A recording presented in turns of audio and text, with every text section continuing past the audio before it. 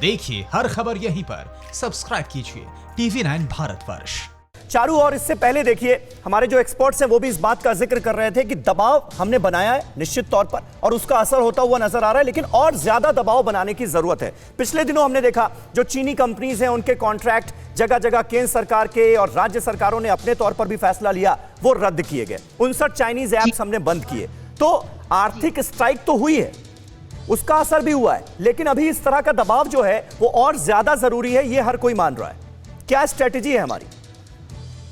बिल्कुल, आप ठीक कह रहे हैं समीर। और जैसा ही अभी कोई पैनल पे कह रहा था कि चीन स्पेशलिस्ट है डेटा चोरी में और वो उसी टाइप का वॉरफेयर अब करने वाली है, लेकिन अगर चीन चालबाज है तो भारत भी अब चौकन्ना है और उनकी सारी चालें हम समझ पा रहे हैं, हम रीड कर पा रहे हैं और अपने आप को सुरक्षित रखने के लिए दिन रात काम कर पा रहे हैं। और जैसा कि अभी आपने भी मेंशन किया, इन एप्स को बैन करना भी ये डेटा प्रोटेक्शन की तरफ ही एक भारत का कदम था।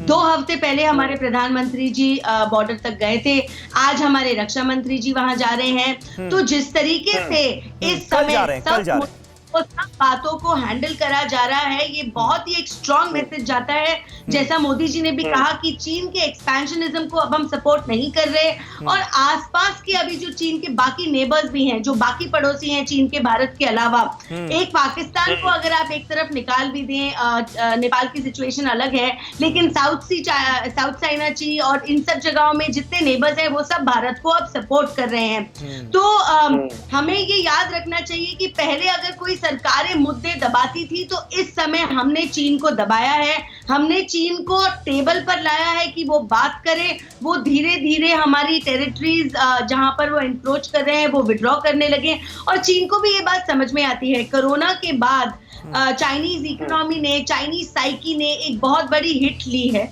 और ये इस चीज का प्रभाव बहुत लंबे समय तक देखेंगे। भारत एक उभरती ताकत है दुनिया भर में और जैसे जैसे कोरोना के बाद भारत अपना नया रूप ग्लोबल प्लेटफॉर्म पर दिखा रहा है, जैसे अभी आपने मेंशन किया कि यूएस हमारे बारे में अच्छा बोल रहा है, यूएस ही नहीं विश्व भर में हमारे लिए अच्छी बातें हो रही हैं, हमने सबके साथ बहुत अच्छी दोस्ती निभाई है। तो जितनी स्ट्रेंथ हमारी बढ़ेगी उतना चाइना को बैकफुट पर जाना ही पड़ेगा।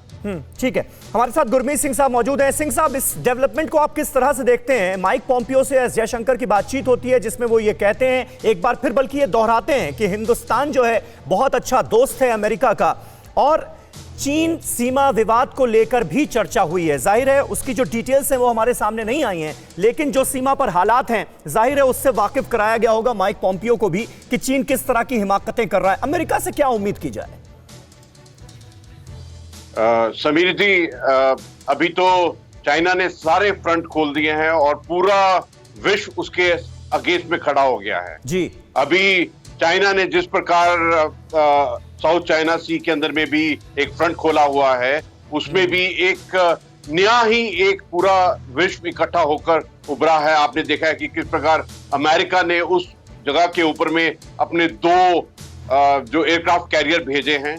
उसके अलावा जो साउथ ईस्ट सी है वहां पर भी जो एक्टिविटीज बढ़ गई हैं और अमेरिका ने अपनी जो एरियल रेकी सर्वेलेंस की जो उनका ग्यांगजोंग इलाका है जहां पर उसका ईस्टर्न थिएटर है, वहां पर भी एक्टिविटी बढ़ाई है।